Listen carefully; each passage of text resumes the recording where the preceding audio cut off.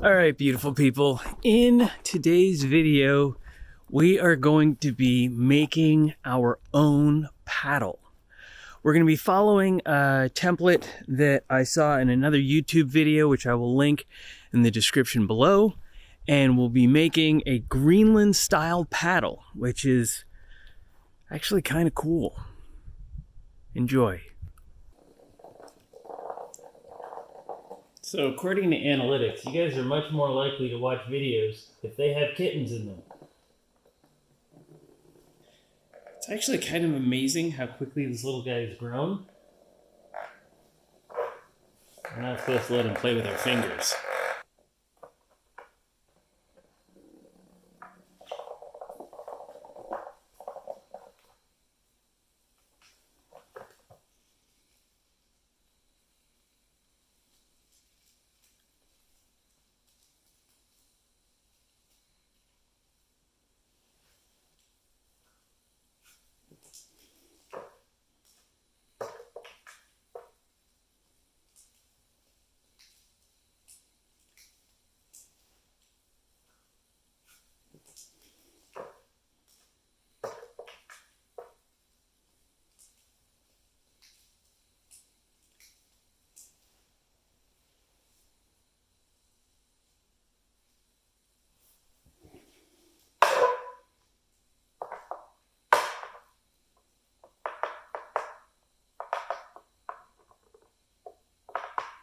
So his official name is Kip the Fluffy Void with razors on his hands.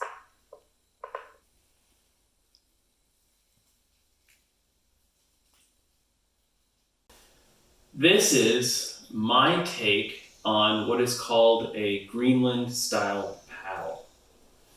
It is made from a cedar 2x4, and the dimensions of the paddle are based on your human body. Now there's two ways to come up with the dimensions for your Greenland paddle. The first thing you need to know is the overall length of the paddle, and there's two ways to measure that.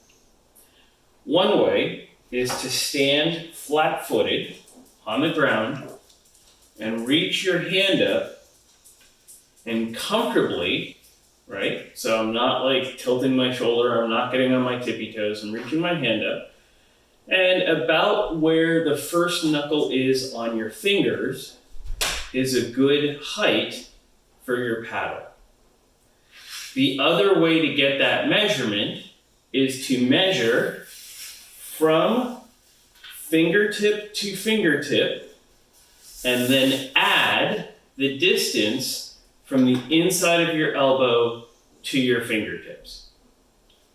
Right, so either your height plus you reaching up, or your width plus the inside of your elbow to your fingertips. Now the distance for the handle, or the length of the handle, basically just hold your hands so that you're comfortable with your hands, measure from the outside of your hand to the outside of your hand. And I just used a broom, and I held the broom like this, and I kind of did some test paddles, some test strokes, and I felt where it felt comfortable. Some people are going to want a narrower handle, some people are going to want a wider handle. I found that this dimension, this setup, works well for me. Now the final bit is to taper going from the handle into the blade. And the reason why you do that is so that you can move along the blade very easily, right? You want to be able to use the entire blade, the whole length of the blade, to your advantage. Having the blade fully extended like this, you have a really stable anchor point in the water that you can use for a brace, or that you can use to help rotate the kayak, right, for wide strokes to make really sharp turns, things like that. Just for comparison, this is my Euro style blade. It has a fiberglass shaft and plastic fiberglass reinforced blades. It's not the lightest weight thing, but it's also not the heaviest thing. I think it came in at about $100, so it was 5 times the cost of my Greenland paddle. If I were a kayak instructor, this is probably the size blade that I would hand to someone like myself. And as you can see, I can reach up and grab the top of the blade pretty easily. I like using this blade when I'm trying to have a more vertical stroke as opposed to a horizontal stroke. Now, in terms of my own paddling, I find when I'm tired, I have a much greater tendency to have a horizontal stroke. When I'm trying to go quickly, I tend to have a much more vertical stroke. Weight-wise, the two paddles are about the same weight. The Greenland paddle is actually a little bit heavier. Oddly though, it doesn't feel heavier. There's something about the weight distribution of this Euro style blade that makes it feel more unwieldy than the Greenland style paddle. And I feel like it works better with me. Not really sure if that's all in my head or if that's actual reality. Using a video that I will link in the description below, I have roughed out the shape for a Greenland paddle. I put markings on the edge and on one side. And now I'm going to rough out this shape using the bandsaw.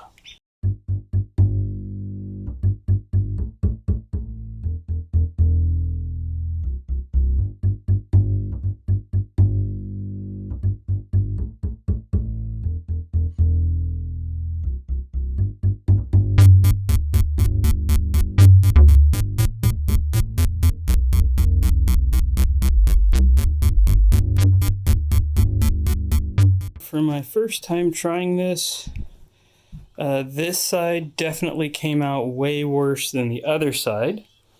And part of the reason why is because I changed from a fine tooth blade to a coarse tooth blade, and that seems to have made all the difference in the world.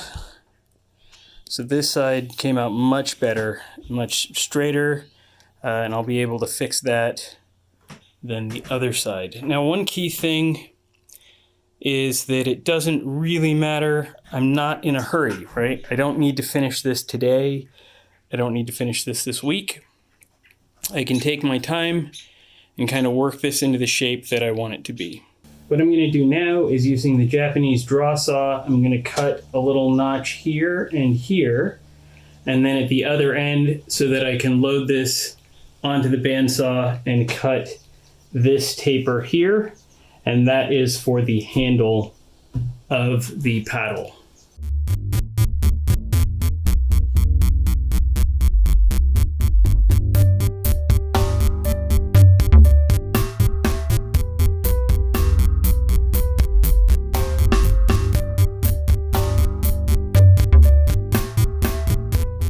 After spending the time to work one side of the blade for a really long time using the planer, I decided that I was going to go for a general shape using the sander or the grinding angle grinder, and then I'll work it back from there using the rasp and the planer.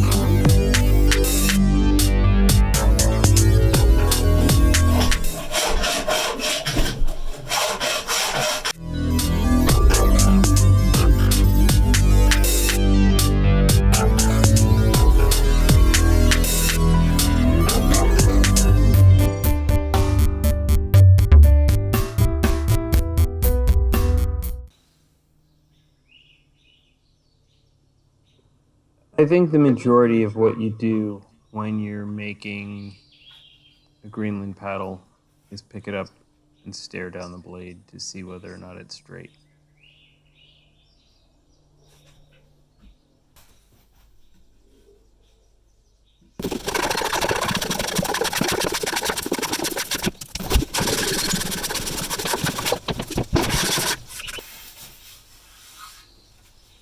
Okay, I am super happy with this side of the paddle, and I'm also frankly amazed at how quickly I was able to shape this side just using the angle grinder. So now we'll repeat that process on the other side of the blade.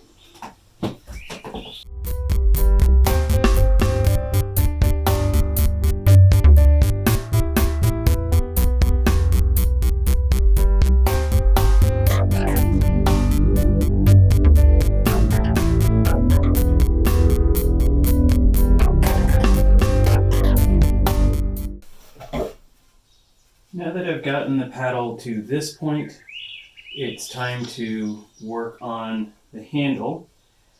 So the handle is actually a good size, but I need to round over the edges and clean up some of the stuff in the corners here. Now the idea behind this paddle is that you're supposed to be able to use the whole thing as your paddle. So if you need to make a really sharp turn, you can come out to the end and do an extended stroke that way. Or if, when you're just normally paddling, your hands are here in the middle. That's why I want to round off everything, but I'm going to start out by smoothing out, squaring off, and then rounding off the handle here in the middle.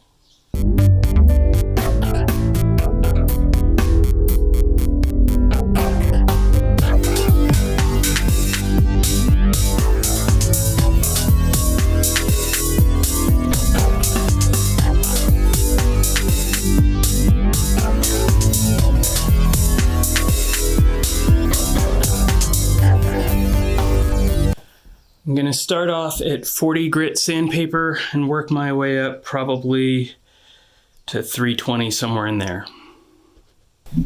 It helps if you hit record.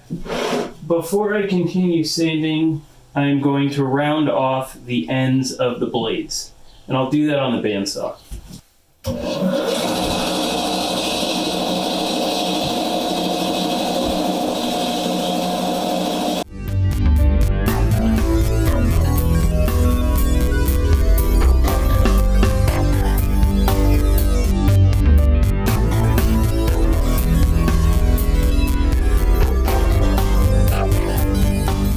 Now I will clean up that rounding using the angle grinder.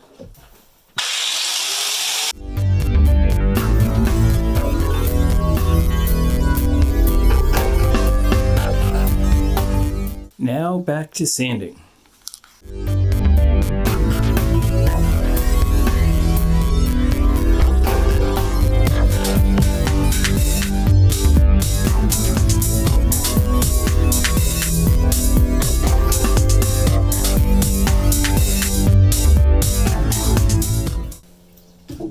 Right here in the paddle, there is a knot, and that knot is kind of just disintegrating as I'm sanding. So everything's nice and smooth except for where the knot is. So we are going to try to patch that using wood putty. I think while I'm at it, if I have wood putty mixed up, I'm also going to add some around the base of the transition from the blade to the handle here on both ends, kind of flange that out a little bit. I think I might have been a little bit too aggressive when I was cutting that.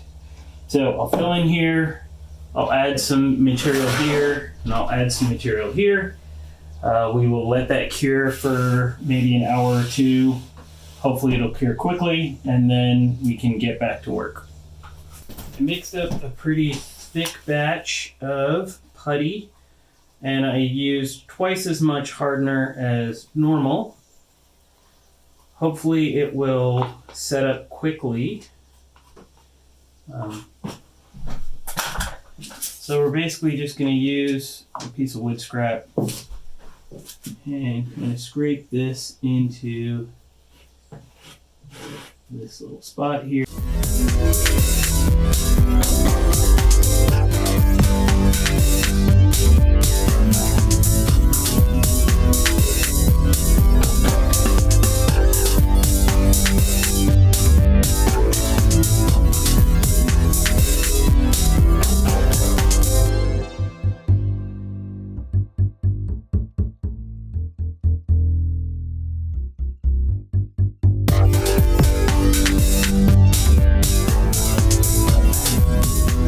Now back to sanding.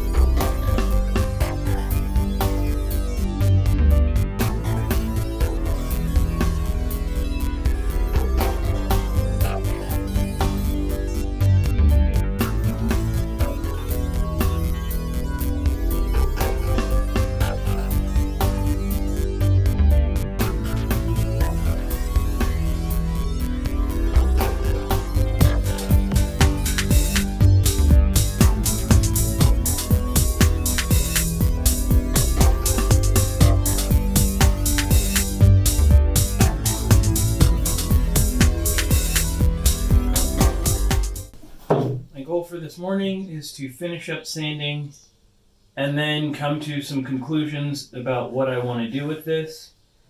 I'm thinking I might put a layer of fiberglass on the front and back of both of the blades, and then I don't think I'm going to fiberglass the handle.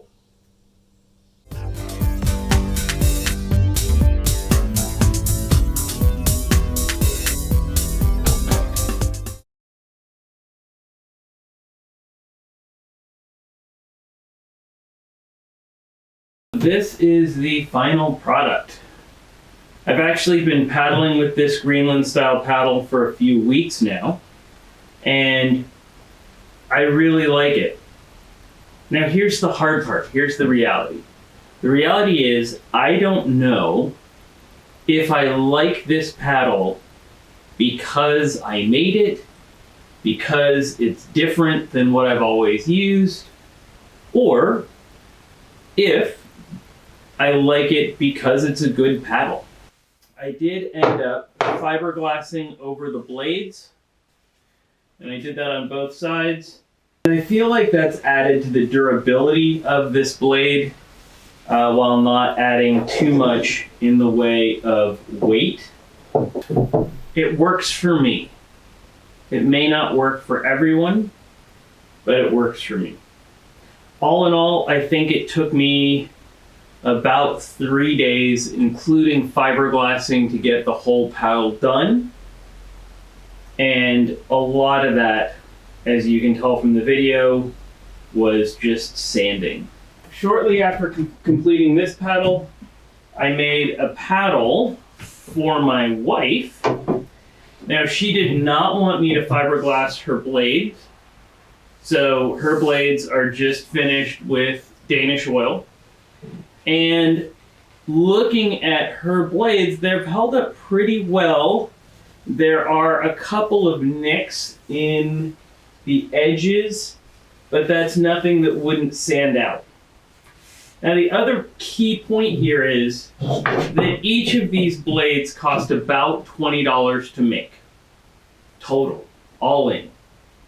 My nicest Euro style blade has a carbon fiber shaft and carbon reinforced paddles or blades, and that paddle ran, I think, somewhere on the order of $200. So getting similar performance or similar, paddling capability out of a blade that costs 1/10 what my carbon fiber blade costs and not paying too much of a weight penalty. For those of you who are budget minded and want to get into paddling and want to have a nice paddle but don't want to spend a lot of money, making your own paddle might just be the way to go.